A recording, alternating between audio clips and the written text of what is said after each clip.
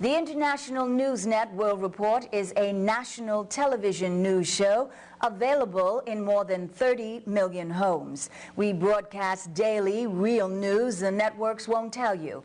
We are solely viewer-supported. That means you.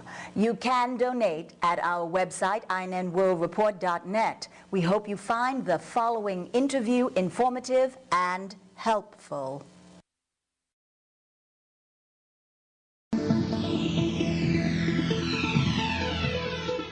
Next, on to Rudy's former bodyguard, third-string detective Bernie Kerik, a man with such integrity that his most important job during 9/11 as police chief was getting laid in an apartment overlooking Ground Zero as police and rescue workers were looking for the dead.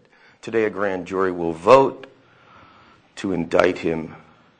Could you talk about Kerik's mob connections, the way he got to be police chief, and how these indictments may hurt Rudy Giuliani's campaign? Well, first of all, Bernie Kerik became police commissioner in very bizarre circumstances, attributable solely to his relationship with Rudy Giuliani, who named him that, because Bernie Kerik had only served in the NYPD for 7 or 8 years. He had never passed any police exam, never been promoted on any basis, and he was 24 credits shy of a college degree, which is required for a lieutenant. And so he had a very, very minimal career to justify being named police commissioner, and the city's commissioner of investigations, Ed Kuriansky, brought all kinds of information to Mayor Giuliani and to Denny Young, the mayor's counsel, showing what his connections were to a company called Interstate, and also showing what his connections were to a man named Larry Ray. Larry Ray was Bernie Kerik's best friend, had been the best man at his wedding just a couple of years earlier, had paid for the wedding, it turned out. And a few months before Bernie Kerik was named police commissioner, his best friend was indicted by federal prosecutors in the Eastern District of New York in a mob-tied stock scam.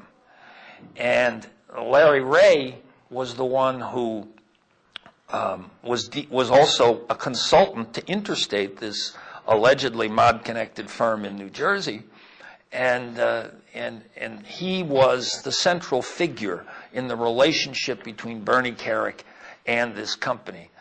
The indictments that are likely to come down in the next day or so, as the state charges that he has already pled guilty to, all involve the renovations of Bernie Kerik's apartment in the Bronx, $165,000 in renovations that were apparently paid for by this mob-connected contracting company that Larry Ray was associated with and that Bernie Kerik was running interference for. Bernie Kerik was trying to get Ray Casey, who I mentioned earlier, the cousin of Rudy Giuliani, who then headed the Trade Waste Commission in the Giuliani administration, to okay a license for this mob-connected company so he could get a waste transfer station in Staten Island. And Bernie Kerik was advancing that cause in meetings with Ray Casey and others in the city administration at the same time that the company was paying for the renovations of his apartment in the Bronx. So I think that'll be at the heart of some of these charges that are coming down that we read about each day. And I have no direct knowledge that the indictment is going to happen today, but that's what everyone seems to think. Well, how much is this really going to damage Rudy's chances in certainly the Republican side of things?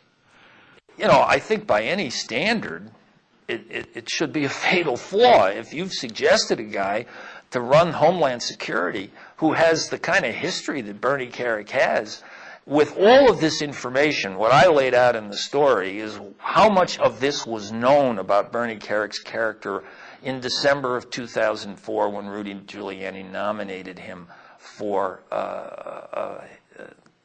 Secretary of Homeland Security. And a great deal of this was known by that time. You know, most of it had been reported in news stories. He was Rudy Giuliani's partner. Presumably, Rudy reads the newspaper about his own partner.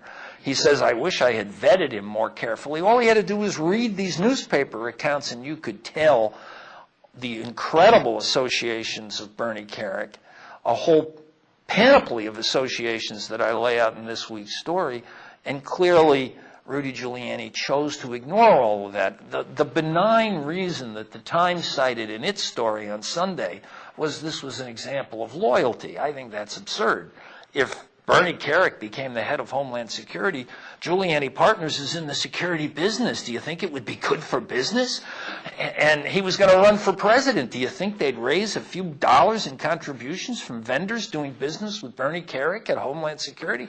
I think the reasons for this were very clear. And the reasons involved money for Giuliani Partners, business for Giuliani Partners, and contributions for Giuliani's campaign. I think that's pretty apparent that that's what the motive was, to get Bernie Kerik in as Secretary of Homeland Security. Most people would just call it good business. Here at INN, we had in the studio Assistant Fire Chief Jim Riches, who lost his son in the tragic events of 9/11. Jim accused Rudy of being a complete fraud, going to Yankees games when his men were working at Ground Zero and only going to Ground Zero for photo opportunities. 9/11 truthers point to Rudy's statement on Peter Jennings the evening of 9/11 that when he told Jennings on air that he was told the building was going to come down shortly and that he and his entourage had to leave their location immediately, a statement he has recently denied. What's your take on Rudy's performance and actions 9/11 and surrounding, since he's basing his entire campaign on 9/11? Well, that's what I wrote a whole